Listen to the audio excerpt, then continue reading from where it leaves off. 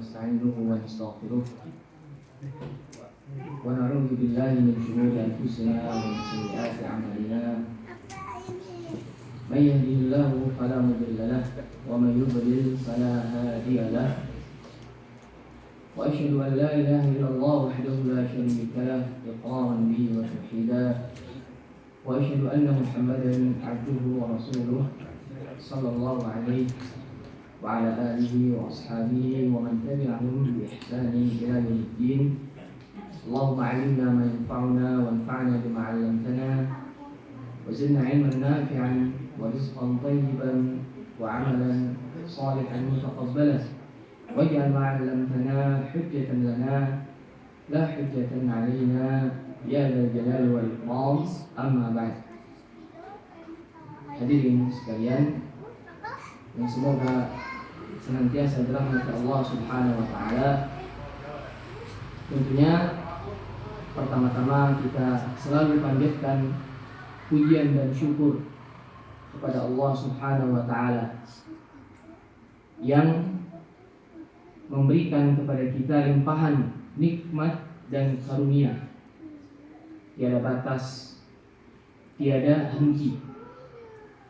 Dan di antara nikmat tersebut Allah Subhanahu wa taala memberikan taufik dan pertolongannya untuk menggerakkan hati dan langkah kaki kita menuju rumah Allah Subhanahu wa taala, mengerjakan salat maghrib berjamaah merupakan salah satu kewajiban di setiap hari dan malam kita. Kemudian setelah itu Allah Subhanahu wa taala pun memberikan pertolongan dan taufiknya kepada kita untuk duduk bermajlis, menghadiri kajian sambil menunggu waktu azan salat Isya berkumandang. Maka ini merupakan kenikmatan di atas kenikmatan, cahaya di atas cahaya. Dan seharusnya pada malam hari ini adalah kajian Ustaz kita, Ustaz Abu Ibrahim Muhammad Mundir hafizahullah ta'ala wa ra'ah. Namun beliau memiliki uzur dan berhalangan hadir, sehingga insyaallah biiznillah ta'ala wa auni kita manfaatkan waktu antara azan maghrib dan azan isya ini. Dan seperti yang telah diumumkan, insyaallah materi kajian kita pada malam hari ini adalah berkaitan dengan permisalan dalam Al-Quran, perumpamaan dalam Al-Quran yang disebutkan oleh Allah Subhanahu wa ta'ala. Amsalul Quran, analogi Qur'ani, disebutkan banyak oleh Allah Subhanahu wa ta'ala dalam Al-Quran, sampai-sampai salah satu ulama kita yaitu Ibnu Qayyim Al-Jauziyah rahimahullah ta'ala mengumpulkan dan mensyarah, menerangkan secara detail, menjelaskan secara detail analogi Qur'ani tersebut. Dan beliau kumpulkan kurang lebih 40 sekian analogi Qur'an dalam kitabnya I'lamu al-Muwaqqi'in, jilid 1 halaman 479. Beliau sebutkan di sana ada sekitar 40 sekian analogi Qur'ani yang disebutkan dalam Al-Qur'anul Karim. Sebelum kita membahas apa yang dimudahkan dalam pertemuan malam hari ini, kita perlu mengetahui apa yang dimaksud dengan analogi Qur'ani. Disebutkan oleh para ulama rahimahumullah definisi dari analogi Qur'ani, atau mungkin kita jelaskan terlebih dahulu apa itu analogi, apa itu perumpamaan, apa itu permisalan. Disebutkan bahwasanya hiya tashbihatun wa qisasun yadribuha Allah li tawdih al-haqa'iq al-imaniyah wa syar'iyyah bi tariqatin mahsusah. Perumpamaan, ideologi yang disebutkan oleh Allah Subhanahu wa taala untuk menjelaskan hakikat imaniyah, hakikat maknawiyah dengan metode mahsusah yang dapat kita lihat dengan panca indera kita. Jadi ada sesuatu berupa maknawi dan ada sesuatu berupa hissi. Terkadang untuk kita memahami sesuatu yang maknawi tersebut perlu untuk kita memahami sesuatu yang hissi. Sehingga amsal Al-Quran adalah tashbihu syai'in bi syai'in fi hukmi.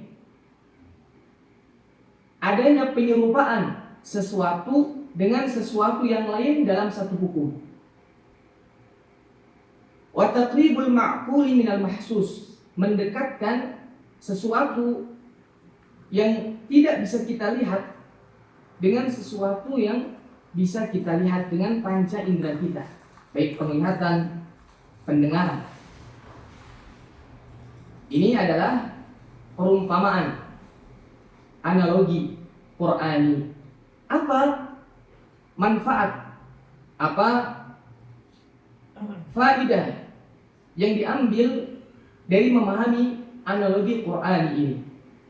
Yang pertama tentunya untuk lebih memahami makna yang diinginkan oleh Allah Subhanahu wa taala. Kemudian yang kedua, untuk mengambil pelajaran dari analogi tersebut, dari perumpamaan tersebut, sehingga kita dapat memetik yang dimaksud dari analogi yang disebutkan. Ini sederhananya, ya, sederhananya definisi dari perumpamaan Al-Quran atau analogi Qur'ani.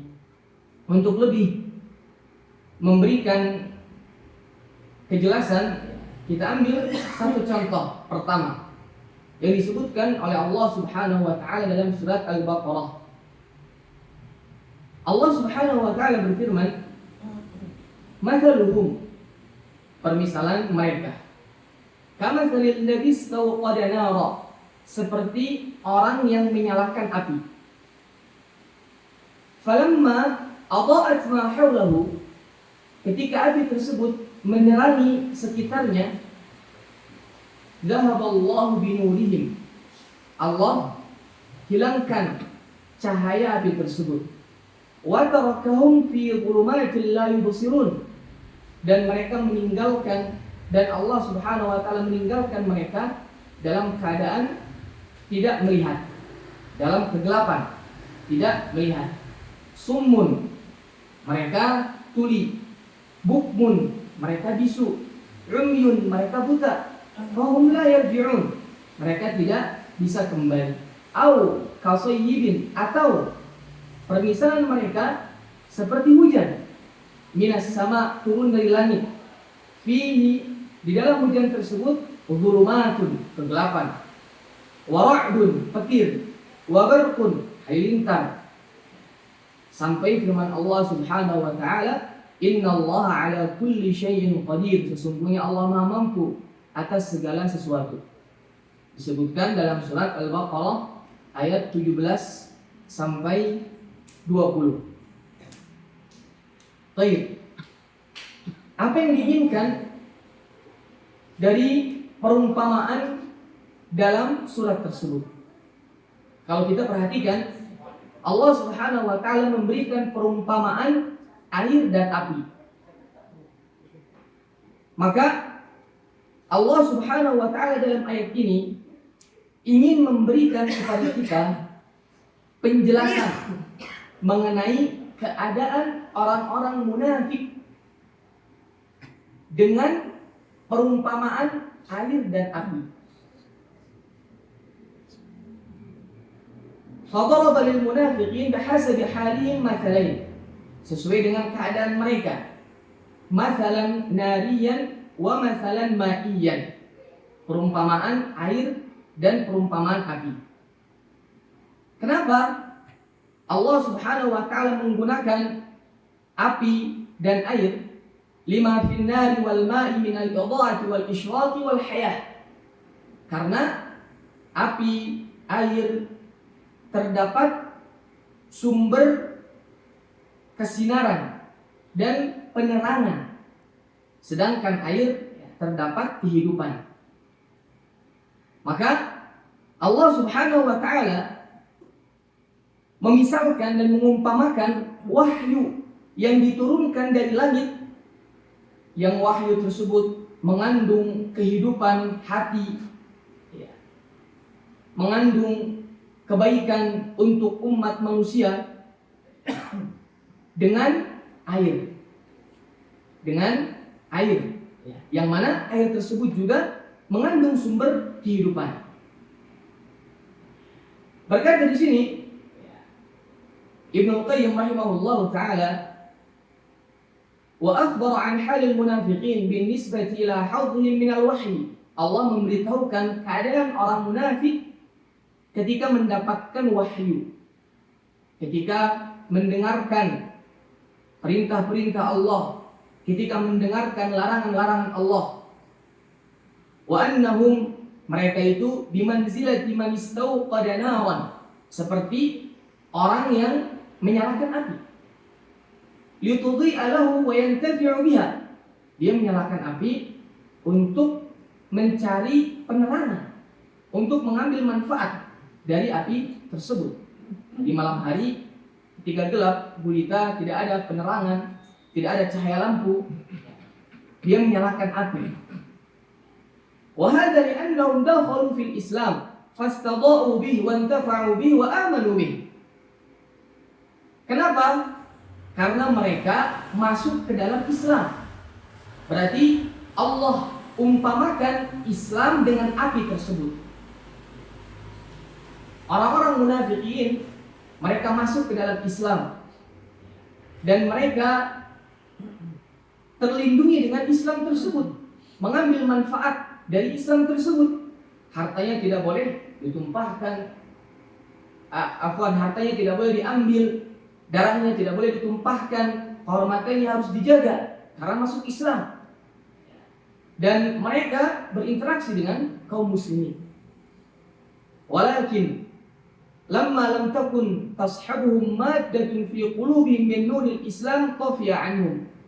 Tetapi ketika hati mereka kosong dari hakikat Islam itu sendiri, Allah Subhanahu wa taala mematikan cahaya Islam di dalam hati-hati mereka. Berarti analogi pertama tentang keadaan orang-orang munafik, Allah analogikan seperti orang yang menyalakan api untuk mencari penerangan. Sama seperti kaum munafikin. Mereka mencari atau mereka masuk Islam untuk mencari ketenangan, untuk mencari keamanan supaya tidak diganggu. Tetapi Allah Subhanahu wa taala cabut cahaya Islam dari hati mereka, sehingga mereka tidak taat kepada Allah.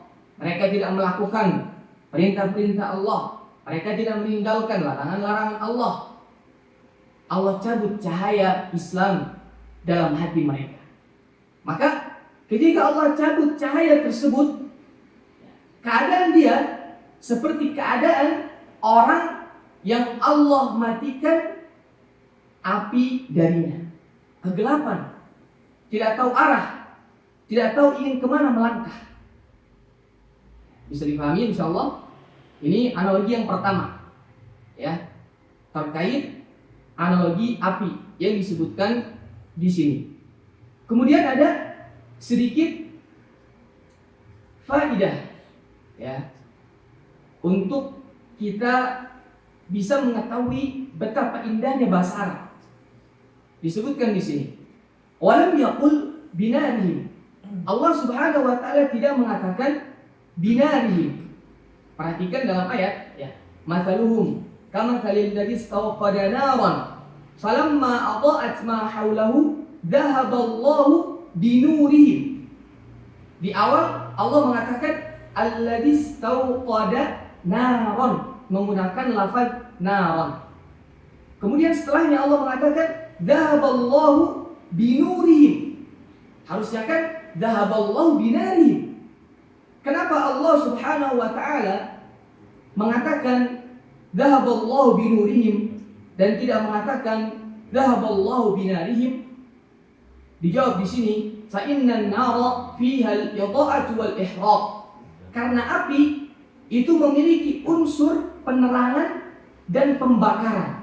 Api bisa menerangi dan api bisa membakar. Fadhahaballahu bima fiha min al-idha'ah wa abqa 'alaihim ma fiha min al-ihraq. Maka Allah Subhanahu wa taala menghilangkan penerangannya saja. Fadhahaballahu binarihim.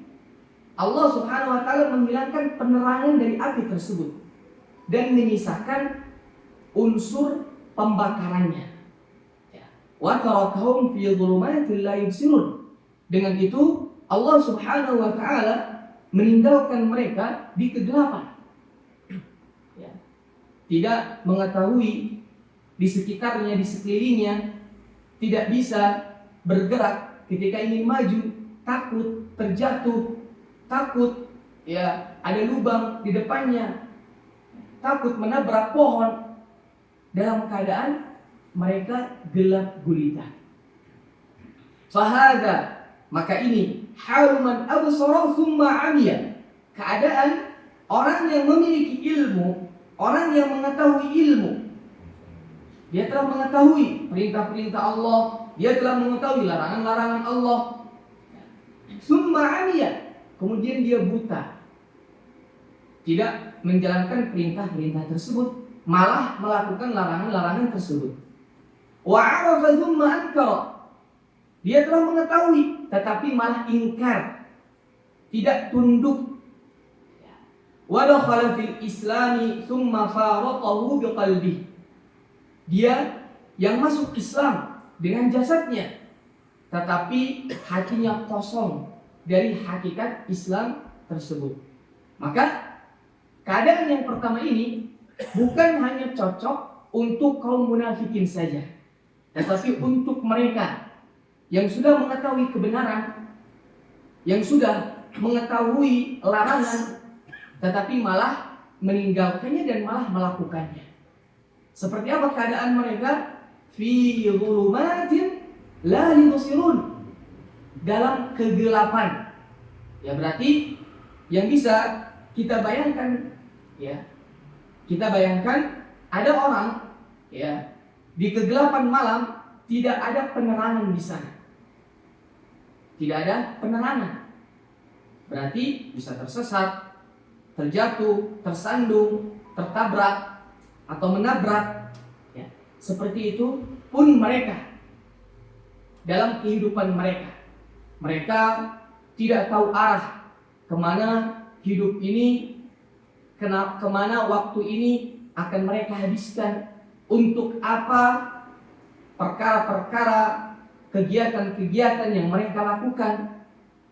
Ya, mereka kebingungan seperti orang tersebut yang tidak memiliki penerangan. Ini analogi yang pertama, bisa dipahami insyaallah. Kemudian kita masuk ke analogi yang kedua. Summa dzakara halahum binisbati ila al-mathalil ma'i. Kemudian Allah menyebutkan analogi kedua dengan analogi air. Fasyabbahahum bi ashabi sayyibin, seperti orang yang turun kepada mereka hujan dari langit. Fihi dhulumatun wa ra'dun wa barqun. Di dalam hujan tersebut ada kegelapan, mendung Kalau hujan mendung, gelap langit. Ya. Dan terkadang ada petir, ada halilintar. Fayudha'u fi basairihim wa 'uqulihim, karena lemahnya ilmu mereka, lemahnya akal mereka, lemahnya iman mereka, ishtaddat alaihim zawajibul Quran, maka terasa berat larangan-larangan yang ada di dalam Al-Quran, wa wa'iduhu wa tahdiduh, ya, ancaman-ancaman yang ada di dalam Al-Quran, wa awamiruhu wa nawahi, perintah-perintah yang ada di dalam Al-Quran, larangan-larangan yang ada di dalam Al-Quran. Fahaluhum, maka keadaan mereka kahaliman asabahu matarun fihi dhulumatun wa ra'dun wa barqun, seperti keadaan orang yang sedang diturunkan kepadanya hujan, di dalamnya terdapat kegelapan, petir dan halilintar. Falidha'fihi wa khawarihi ja'alat isba'aihi fi udhunai. Orang yang sedang turun hujan karena dia merasa takut, gelap, ada petir, ada halilintar, dia apa? Dia menjadikan kedua telunjuknya menutupi kedua telinganya.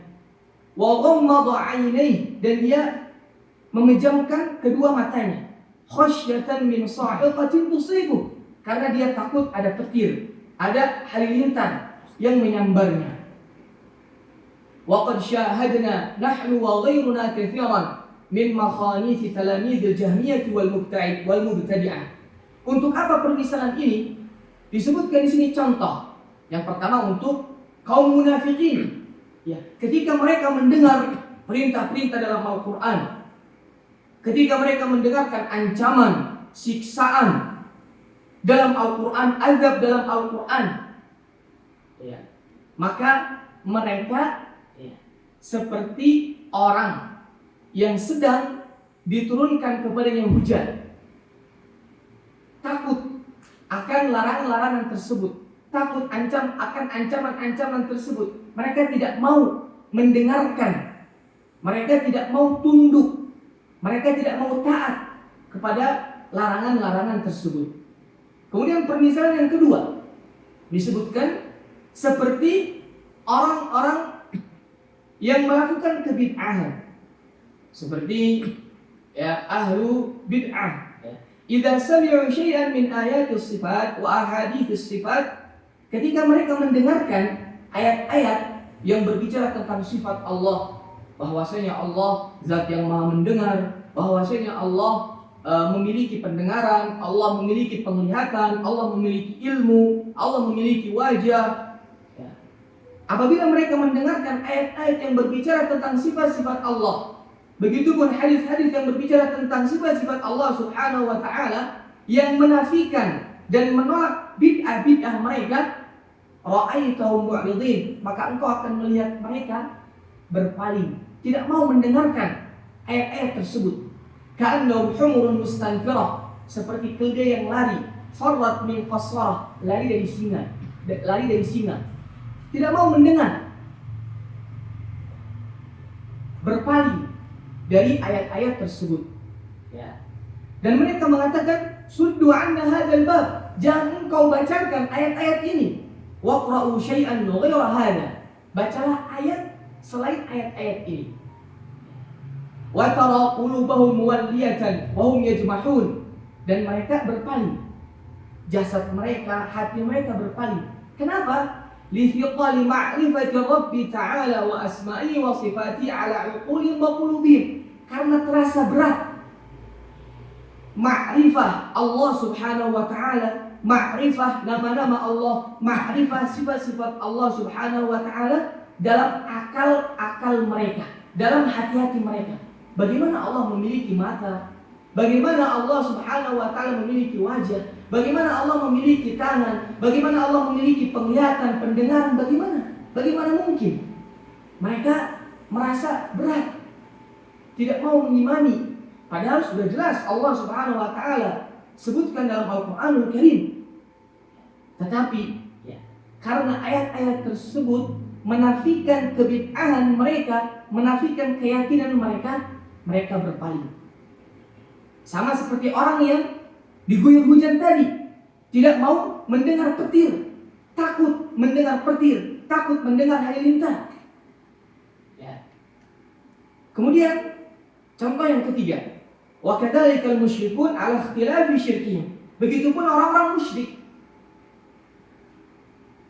apapun kesyirikan mereka, idza jurrida lahum at-tauhid, apabila dijelaskan kepada mereka tauhid, harus menyembah Allah, harus menunggalkan Allah dalam setiap amal ibadah, dalam doa, dalam puasa, dalam tawakal, rasa takut, rasa benci, dan ibadah-ibadah yang lain. Wa tuliyat alaihim nususuhu, dan dibacakan kepada mereka ayat-ayat Al-Quran ataupun nas-nas Rasulullah SAW yang membatilkan dan menafikan kesyirikan mereka, isma'azzat qulubuhum, maka hati mereka akan dongkol, hati mereka akan marah. Ya. Wa taqul alaihim, terasa berat oleh mereka menerima ayat-ayat tersebut. Ya. Walau wajadu as-sabila ila saddi adhanim la fa'alu, apabila mereka mampu untuk menutup kedua telinga mereka, maka mereka akan melakukan. Seperti orang tadi yang sedang diguyur hujan, mereka menutup kedua telinga mereka karena khawatir petir ataupun halilintar menyambar mereka. Begitupun kaum musyrikin, kalau bisa mereka menutup kedua telinga mereka, maka mereka akan melakukan, khawatir ayat-ayat tauhid tersebut, ajaran yang benar, syariat yang benar masuk ke dalam telinga mereka. Ini contoh yang ketiga. Contoh yang keempat disebutkan oleh Ibnu Qayyim rahimahullah ta'ala. Wa kadzalika tajidu a'da ashab Rasulullah sallallahu alaihi wasallam, orang-orang yang membenci sahabat-sahabat Rasulullah, orang-orang Syiah, orang-orang Rafidhah, yang mereka membenci para sahabat Rasulullah, bahkan mereka mengkafirkan sahabat Rasulullah kecuali sebagian kecil saja, segelintir kecil saja. Sampai-sampai mereka mengkafirkan, bukan hanya membenci, mengkafirkan para sahabat Rasulullah sallallahu alaihi wasallam. Idza sami'u nusus ats-tsana'i 'ala al-khulafa' ar-rasyidin, apabila mereka mendengarkan hadis yang berbicara tentang keutamaan khulafa ar-rasyidin, keutamaan Abu Bakar, Umar, Utsman, Ali, wa sahabat Rasulullah, begitupun keutamaan sahabat-sahabat yang lain, faqula dzalika 'alaihim jiddan, akan terasa berat hati mereka dalam menerima nas-nas tersebut. Wa ankarathu qulubuhum, hati mereka akan mengingkari. Ya. Ini apa? Ini 4 contoh. Yang pertama kaum munafikin, kemudian yang kedua ya, ahli bid'ah, kemudian yang ketiga adalah al-musyrikun, orang-orang musyrik, dan yang keempat adalah para pembenci sahabat Rasulullah sallallahu alaihi wasallam. Diumpamakan ketika mereka mendengarkan ayat-ayat ataupun nas-nas yang membatilkan, yang menafikan keyakinan dan akidah mereka, seperti orang yang menutup kedua telinganya, khawatir ada petir ataupun halilintar yang menyambar mereka. Wa hadza kullu syabahun zahirun.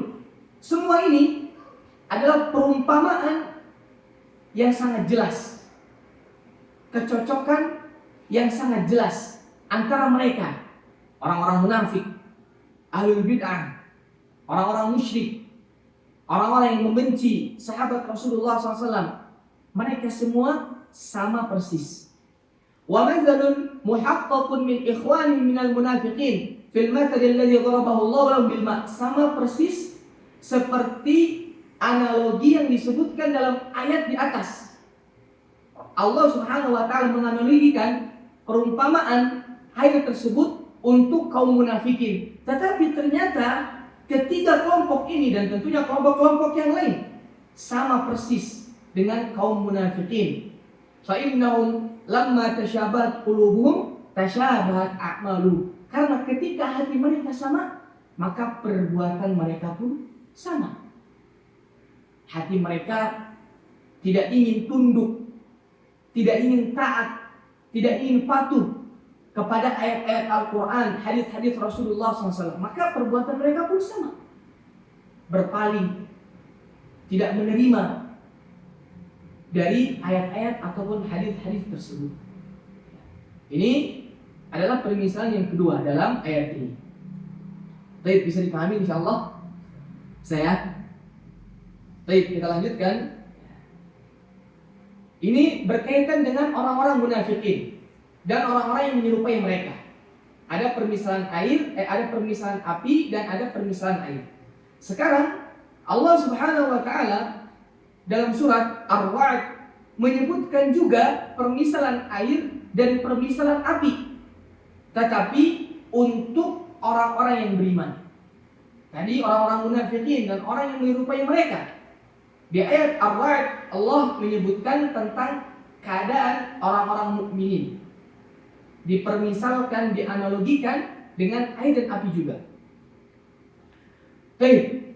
Wa qad dzakara Allahu al-mathalain al-ma'i wan-nari fi surat Ar-Ra'd, lakin fi haqqil mu'minin faqala ta'ala. Ya, surat Ar-Ra'd ayat 17. Allah Subhanahu wa taala berfirman, "Anzala minas sama'i ma'an." Allah menurunkan air dari langit. Fasalat awdiyatun biqadariha. Kemudian air tersebut menggenang di setiap lembah dengan kadarnya. Allah menurunkan air hujan. Kemudian setiap lembah menampung sesuai dengan kadarnya. Ada yang besar, ada yang sedang, ada yang kecil. Fahtamala as-sailu zabadar rabiyah. Kemudian ombak tersebut yang dihasilkan dari air hujan membawa buih yang mengambang. Ada buih-buihnya yang mengambang. Wa mimma yuqiduna 'alaihi fin nari bitigha'a hilyatin aw mata'in zabadun mithluh.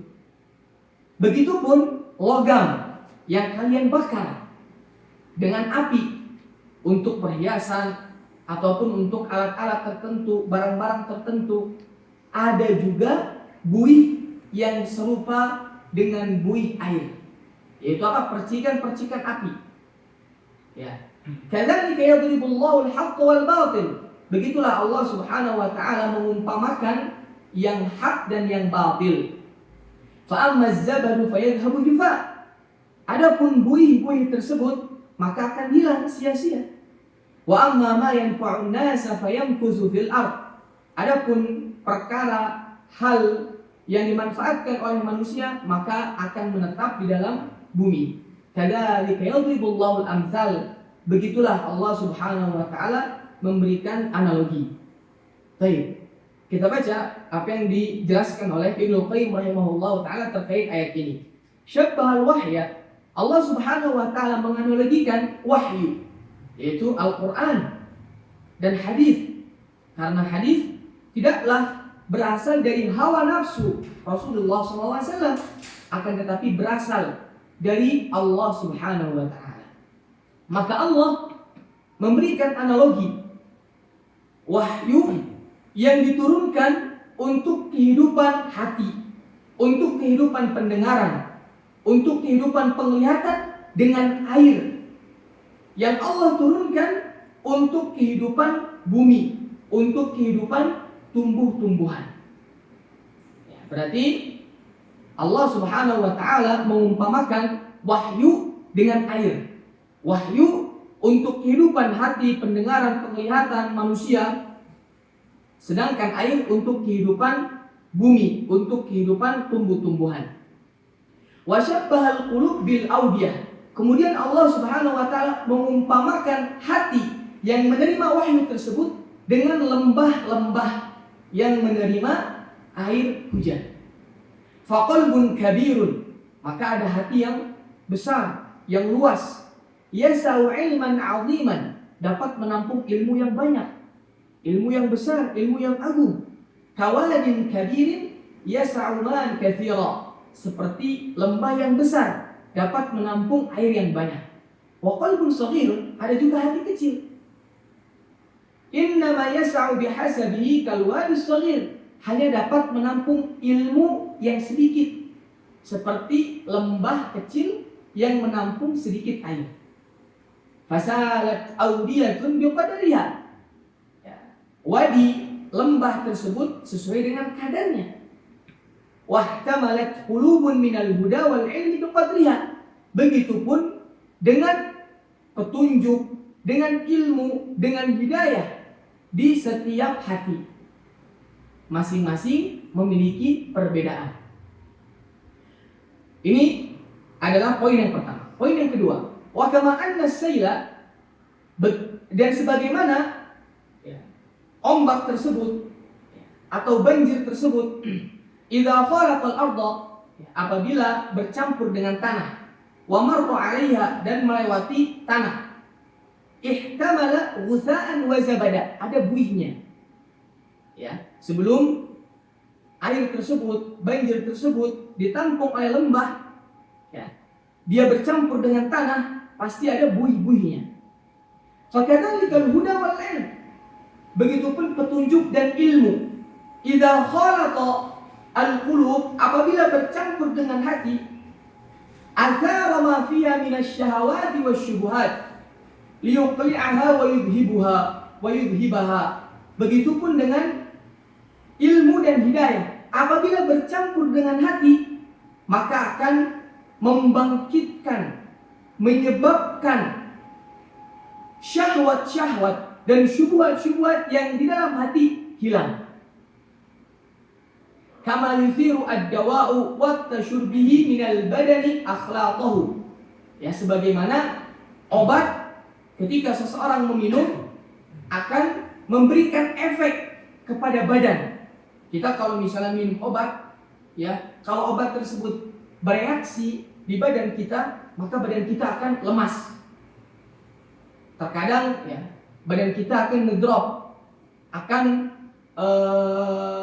lemas, kemudian terkadang keluar dahak, keluar batuk. Kenapa? Karena obat tersebut, ya, memberikan pengaruh ke jasad kita, ke tubuh kita. Dan ini termasuk kesempurnaan dari obat tersebut. Karena fungsi obat tersebut adalah untuk menghilangkan penyakit. Maka ketika obat tersebut bereaksi, ya, menyebabkan tubuh kita lemas, kemudian terkadang keluar dahak, keluar ingus, maka itu adalah kesempurnaan si obat tersebut. Artinya obat tersebut sempurna bereaksinya. Ya, berbeda kalau kita minum obat, kemudian kita biasa-biasa aja, ya, kemudian tidak keluar ludah, lendir, ingus, dahak. Ini obatnya bereaksi atau tidak? Ya. Maka Allah Subhanahu wa taala mengumpamakan di sini hati, ya, Allah Subhanahu wa taala memberikan analogi hidayah dan ilmu yang diserap oleh seseorang, seharusnya dia dapat membangkitkan syahwat, syubhat yang ada di dalam hatinya, mengangkatnya dan menghilangkannya. Seperti air tadi sebelum mereka nyampai ke lembah, dan ketika mereka nyampai ke lembah tersebut, ya, akan membawa buih-buih yang mengangkat, mengambang ke atas permukaan. Ya. Maka di sini Allah Subhanahu wa taala memberikan analogi. Seharusnya ilmu dan hidayah dapat mengangkat syahwat-syahwat, syubhat-syubhat yang ada di dalam hati dan menghilangkannya. Terangkat dia disebabkan hidayah dan ilmu tersebut. Sebagaimana air tadi, dia ketika bercampur dengan tanah, ya, akan terangkat buih-buih ke permukaan. Ya. Ini analogi yang disebutkan oleh Allah Subhanahu wa taala. Baik, ini analogi berupa air. Ya. Berarti orang-orang yang beriman ketika mereka mendapatkan ilmu, ketika mereka mendapatkan pengetahuan, ketika mereka mengetahui perintah-perintah Allah, mengetahui larangan-larangan Allah masuk dalam hati mereka, seharusnya ilmu tersebut menghilangkan dan mencabut segala macam syahwat, segala macam keinginan-keinginan jiwa yang menyelisih syariat Islam, dan syubhat, segala permasalahan yang rancu, yang tidak sesuai dengan ajaran Islam. menghilangkan itu semua dengan ilmu. Ini perumpamaan orang-orang yang beriman ketika mendapatkan ilmu. Allah umpamakan dengan air. Kemudian Allah juga umpamakan dengan api. Tsumma dzakara al-mathala an-nariyya wa mimma yuqiduna 'alaihi fi an-nar ibtigha'a hilyatin aw mata'in zabadun mithluh. Seperti apa? Seperti logam. Ketika dibakar menggunakan api.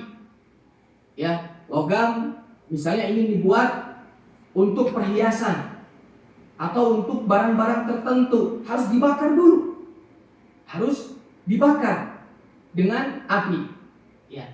Ketika kita membakar logam tersebut, ya, maka akan muncul cipratan-cipratan api. Ya, akan muncul kotoran-kotoran dari logam tersebut dibersihkan oleh api. Maka kita lihat biasanya ada percikan-percikan. Itu kotoran-kotoran dari logam tersebut yang dibersihkan dengan api. Ya. Makanya di sini Ibnu Qayyim rahimahullah taala mengatakan, "Wa huwal khabath alladhi yakhruju 'inda sabqi adh-dhahabi wal fiddati wan nuhasi wal hadid." Itu adalah kotoran ketika kita membakar emas atau membakar perak atau membakar besi. Ya. Untuk menghilangkan unsur-unsur yang bukan besi, yang bukan emas, yang bukan perak. Fatukhrijuhu an-nar wa tumayyizuhu. Api akan membedakan ya, mana emas, mana yang bukan, mana perak, mana yang bukan, mana besi, mana yang bukan. Baik. Wa tufsiluhu 'anil jawhari alladhi yuntafa'u bih fayurma wa yutrahu wa yadhhabu jufa'an. Maka kotoran-kotoran tadi ya, yang ada pada emas, perak, besi akan ditinggalkan, akan dibuang. Ya.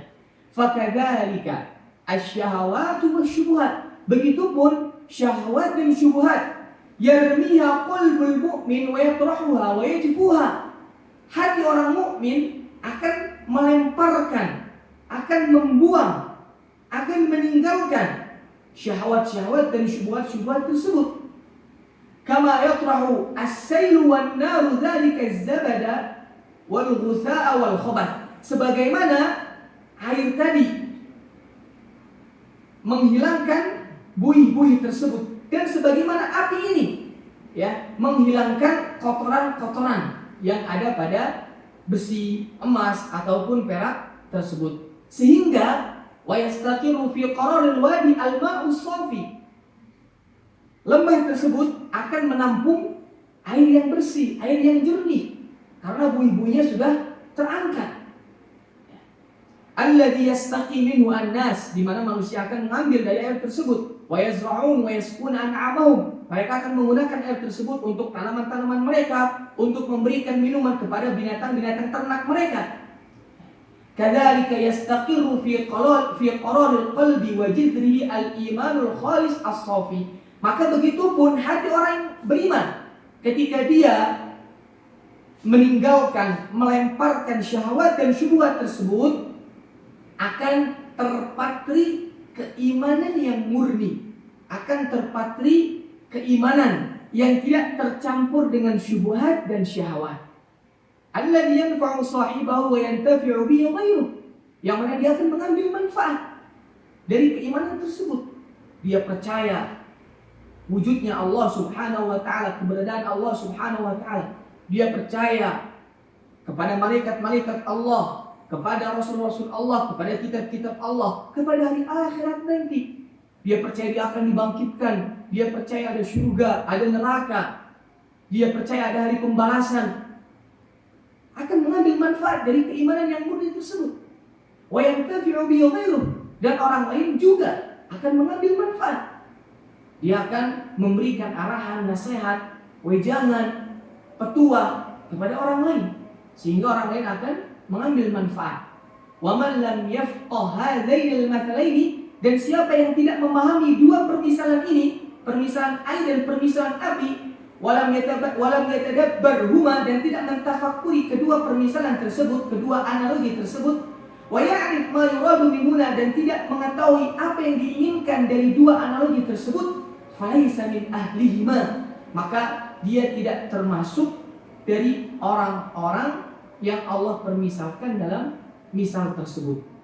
Ya, wallahul muwaffiq, dan Allah Subhanahu wa taala zat yang memberikan taufik. Baik, masuk waktu Isya. Mungkin kita azan terlebih dahulu, dan insyaallah ada sisa materi yang disampaikan, dan di akhir pertemuan ataupun kajian mungkin ada pertanyaan dari jamaah sekalian, insyaallah kita berikan waktu. Silakan bagi muadzin untuk azan terlebih dahulu.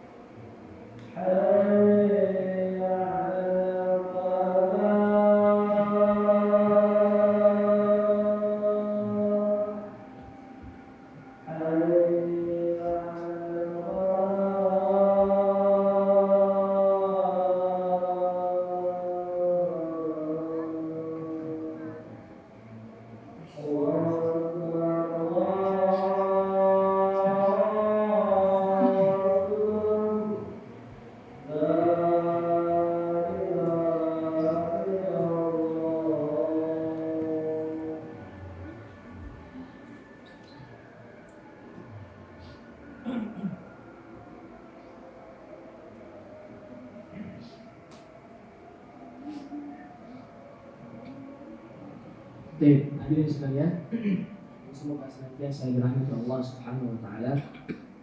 Telah kita sebutkan dua ayat yang menjelaskan tentang analogi Quran. Yang pertama dalam surat Al-Baqarah ayat 17 sampai ayat 20. Dan yang kedua adalah surat Al-Ra'd ayat 17. Dan kedua analogi tersebut menggunakan analogi air dan api. Yang pertama analogi untuk keadaan orang-orang munafik dan orang-orang yang menyerupai mereka dari ahlu al-bid'ah, dari orang-orang musyrikin dan yang serupa dengan mereka. Kemudian analogi kedua adalah untuk orang-orang yang beriman. Dan tentunya masih banyak di sana analogi yang disebutkan dalam Al-Quran. Dan sepatutnya bagi kita untuk mengilmuinya, untuk mengetahuinya, untuk mempelajarinya. Karena ini termasuk analogi yang Allah Subhanahu wa taala sebutkan dalam Al-Quran. Maka tentulah analogi tersebut adalah analogi terbaik, sehingga tatkala seseorang mentadabburinya, mentafakurinya, memahaminya, dia akan dapat mengamalkan analogi tersebut. Dia akan dapat mengambil manfaat.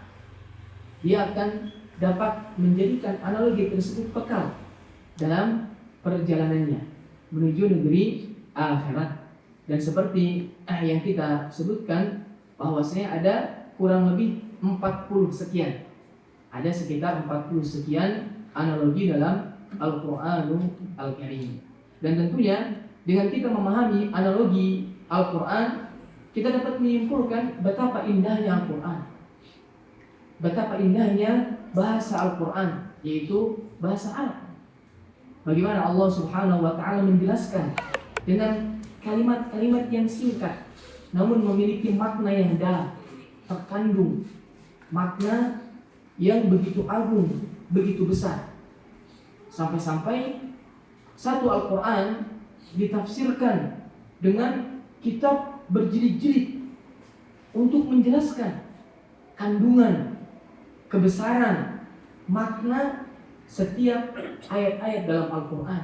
Para ulama mereka menghabiskan waktu, menghabiskan pikiran, menghabiskan umur mereka untuk menulis tafsir Al-Quran. Apa yang diinginkan dari ayat ini? Apa yang diinginkan dari surat ini? Banyak contohnya dari ulama, seperti Ibnu Ashur dalam kitabnya At-Tahrir wa Tanwir, kemudian Ibnu Jauzi, kemudian Syekh Abdurrahman bin Nasir As-Sa'di, ulama kontemporer di zaman sekarang, dan tentunya pakar tafsir di sepanjang zaman, yaitu At-Tabari rahimahullahu ta'ala.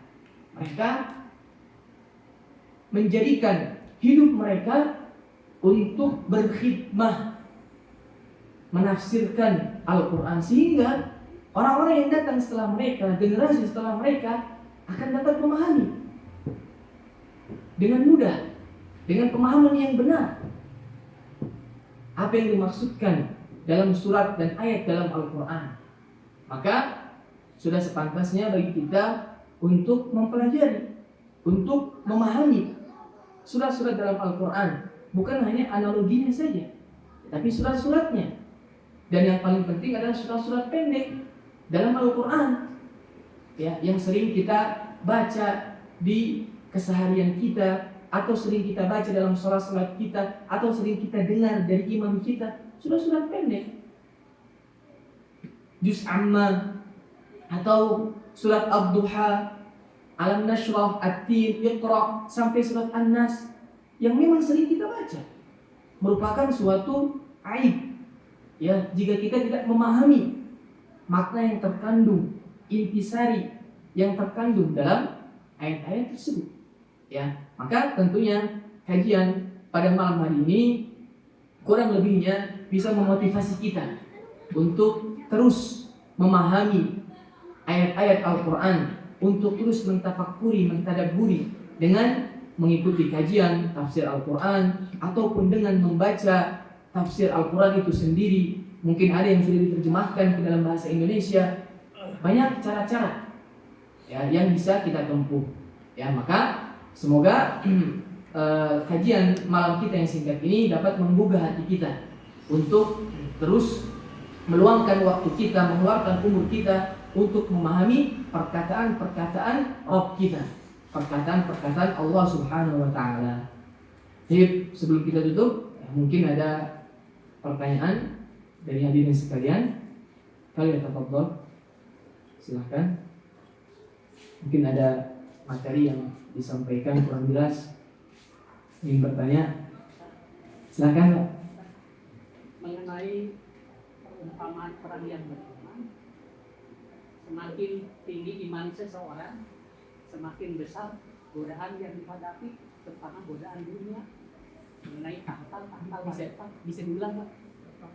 Mengenai perumpamaan orang yang beriman, semakin tinggi iman seseorang, semakin besar godaan yang dihadapi, terutama godaan dunia, terutama harta wanita.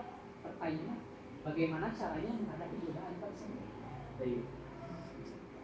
Bagaimana caranya menghadapi fitnah atau godaan harta wanita ataupun tahta? Baik, tentunya kehidupan kita di dunia ini salah satu tujuannya sejatinya adalah untuk menguji kita. Liyabluwakum ayyukum ahsanu amala. Agar Allah Subhanahu wa taala menguji kalian. Siapa di antara kalian yang paling bagus amalnya. Maka setiap kita pasti diuji. Setiap kita pasti diberikan fitnah di dunia ini. Karena memang tujuan hidup kita salah satunya adalah demikian. Lantas, bagaimana kita menghadapi ujian-ujian tersebut? Tentunya Allah Subhanahu wa ta'ala ketika memberikan ujian dengan rahmatnya memberikan juga penawar jalan keluar dari ujian-ujian tersebut.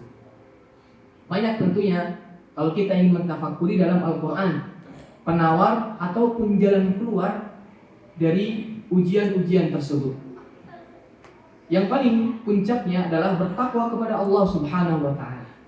Dengan kita mewujudkan hakikat takwa yang sebenar-benarnya, maka kita akan terselamatkan dari fitnah dan ujian dunia, baik ujian harta, ujian wanita, ataupun tahta dan jabatan. Dengan kita bertakwa kepada Allah Subhanahu wa ta'ala. Dan takwa kalimat yang sederhana namun memiliki kandungan makna yang sangat mendalam. Bagaimana kita mewujudkan ketakwaan tersebut? Dengan kita melindungi diri kita dengan adab Allah Subhanahu wa ta'ala. Kita lindungi diri kita dengan adab Allah Subhanahu wa ta'ala. Bagaimana caranya? Dengan kita melakukan perintah-perintah Allah dan larangan-larangannya. Allah menegaskan, "Wa man yattaqillaha yaj'al lahu makhraja." Siapa yang bertakwa kepada Allah Subhanahu wa ta'ala, maka Allah akan berikan jalan keluar baginya. Ketika kita mendapatkan ujian, fitnah, dunia, harta, wanita, pangkat ataupun jabatan, dengan modal takwa kita akan terselamatkan. Dan tentunya takwa tidak hanya sekedar ucapan manis di mulut saja.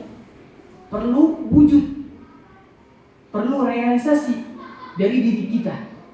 Dan takwa tidak akan didapatkan kecuali dengan kita belajar, dengan kita mengikuti kajian, dengan kita memahami syariat-syariat Islam.